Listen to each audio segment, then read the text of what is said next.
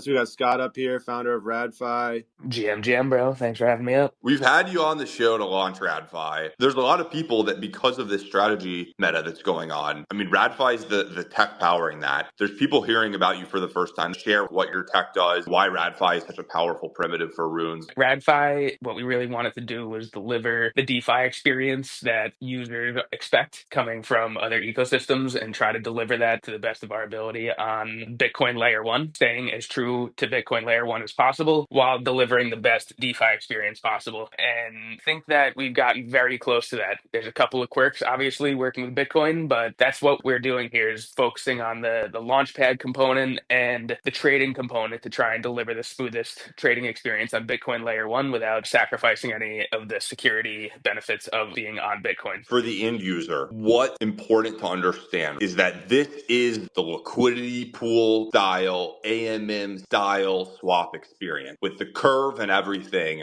but on Bitcoin. It's the Uniswap experience on Bitcoin L1. And am I correct that when people are swapping on RadFi, that they cannot get sniped and that basically the liquidity pool is actually pretty thick? You've got some decent amount of liquidity here, and it's basically just Uniswap on Bitcoin. Like, more or less, that's the experience. It is trustless when people are doing a swap. That is also correct, right? That's correct. Yeah. Just want to highlight that when you're doing a swap, it's trustless. If you want to LP in addition to the liquidity that we've raised ourselves, at that point, that's when you're adding it to our Frost multi-sig, and it's not your keys at that point. But when you're swapping, it's fully trustless. It's like a peer-to-peer trade between yourself and RadFi. RadFi is like another user out in the market, online 24/7, saying, oh, you want to buy some of this token? I can offer you this price. You want to sell some of this token? I can offer you this price. Like, we're just out there offering quotes 24/7. We did just have a block come in while Scott was talking. Last block. There's one block. Reminds me of the ICO era. Scott, I'm sorry to interrupt you there. We were having a great It's all conversation. right, bro. That was an important interruption. Yeah, man. Ninja strategy dot fun. Trevor basically doing a pre-sale, except unlike most pre-sales, he's taking all the funds from the pre-sale, driving it back into the Ordinals ecosystem. Literally, the entire point of this is to help Ordinals and Runes. And all the BTC being raised today, being driven back into this strategy flywheel to basically support Ordinals, bring Ordinals back. That's the mission here. You'll get a proportionate amount of tokens to how much Bitcoin you sent, and you will get pizza tokens on RadFi. Scott, can you kind of explain how the strategy tech that's happening is leveraging RadFi? How do the strategy tokens work? Like, from a high level, is that they acquire NFTs in their treasury, ordinals, and then they'll list the ordinals, let's say 10 or 20% higher. It depends on the strategy. It depends exactly how Trevor and the team is going about it. But this is like from a high level how they work. They'll relist the ordinals higher than they paid for it. Once it sells, they'll use the BTC proceeds from the sale to buy back and burn the strategy token. And then that process, that buying back and burning, that takes place on RadFi. And additionally, a key piece that kind of funds more ordinal purchases is the trading fees that RadFi generates. So the pool on RadFi has a 10% trading fee. Of that, 9% goes to the liquidity provider and 1% comes to RadFi. So of that 9%, that's going to go to the Ninja strategy team. And based on their strategy of that 9%, I imagine some of it or all of it goes to buying the underlying ordinal, which would be Pizza Ninjas in this example. So what do we power? We power the buyback and burns, and we power the distribution of trading fees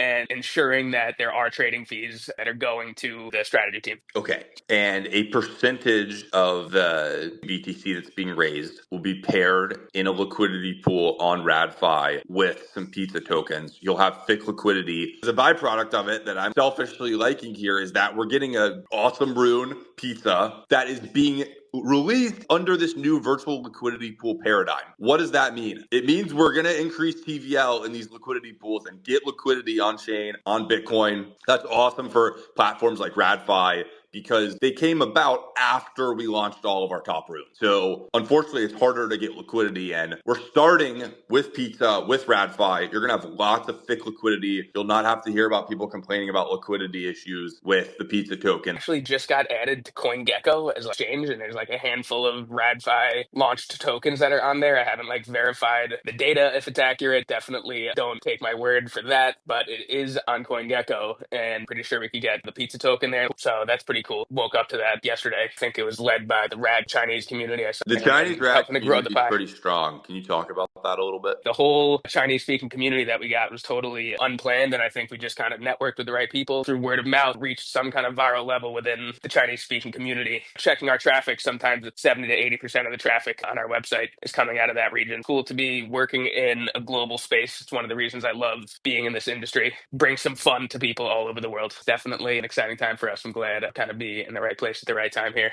and be able to provide some valuable infrastructure to make this happen. Definitely excited to see trading open on these things and the trading volume to start rolling in. Block just came in. Let's All get the right. siren. That's it. That's it. Congrats, Trevor. All GG. right, what are the final Congrats, Pretty guys. numbers? good. 9.08676950 Bitcoin. It might be a little more now. There was about $10,000 that got in those 66 transactions in that block. And 2,424 confirmed UTXOs. So that's pretty awesome. That's a lot of people. Say that's rad, Trevor. Can we That's say super that's rad. great? This is awesome, guys. This is another rune joined the club. We've got a bunch of awesome runes communities. It's got the rad token on your platform on RadFi and Node strategy token, and then the pizza token. These are the new runes of 2025 that have joined the club here. People who are into runes, very excited, and then obviously people that are into ordinals. Literally all the money that Trevor just raised is just getting plowed back into buying ordinals. Right, exactly. And like recycling capital in the ecosystem has been something that's just been sorely lacking from the Bitcoin sector since I've been watching it. Been Ordinals mints, which funds the team's endeavors, Runes mints, which funds miners. You know, there hasn't really been these flywheels, kind of like recycled capital, which is important stuff. Really happy to see this coming together for our ecosystem now. When you start to get these new communities and new projects that launch, some of the profits from those tend to roll into like the OGs who've been here for a while as well. So that'll roll into Ordinals and roll into OG runes. And slowly we start to build out the ecosystem with liquidity being recycled amongst all the users and all the projects, and just like a much more sustainable system than we had since the beginning of Ordinals. It'll be interesting. This is very early. I think this could be pretty big for ordinals. Yeah, I hope other projects do this. There's really no downside. This is a good opportunity. Like back in when Runes was initially launching, we onboard a lot of people from out of the ecosystem. And I think this is another opportunity to do that. I want to see other collections have that kind of capital to back themselves as well. For anybody that is considering, I'll say that we are adding more features to our launchpad to try and make it easier for folks so you don't have to spin up your own website and your own auction and do all that work that the earlier teams like Pizza Ninjas and Node Strategy had to put into it. We will try and productize like some piece of this over the coming weeks. And also LIFO is working on a way to manage like key signing and stuff in a better way. So would be a good guy to contact if you're thinking about launching a strategy.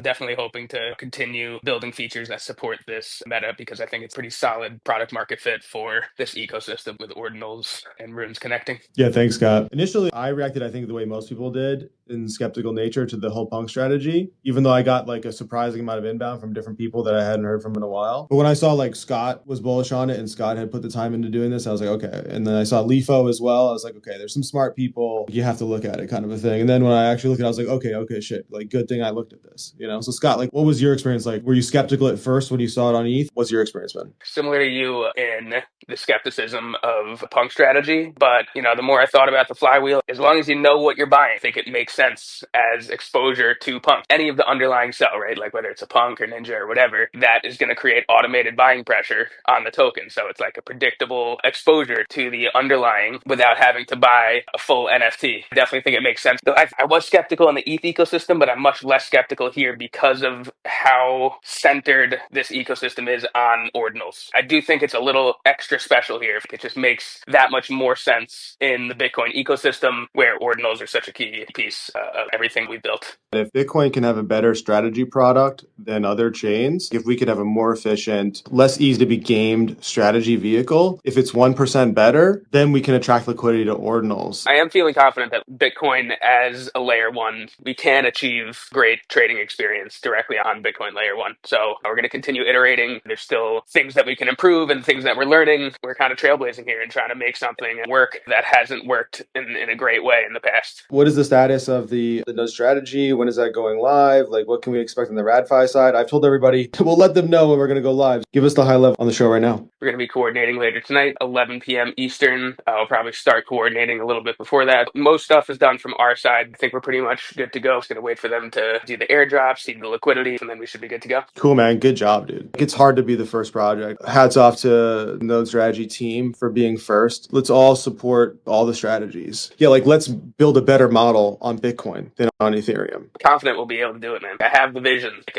a web of multi-sigs that we could really get some good progressive decentralization going across different strategies, how they're executed, things like that. There's definitely some cool stuff that I've been brainstorming with LIFO. On that note, I'm actually going to go. You guys can imagine, busy day. Super pumped for all of this. Thanks for having me on, and I'll be in touch for sure. Yeah, hell Scott, yeah. really appreciate you. Scott's doing the Lord's work a million times better than Pump Fund. It's going to be better for the ecosystem. It could be Ordinal season and Rune season.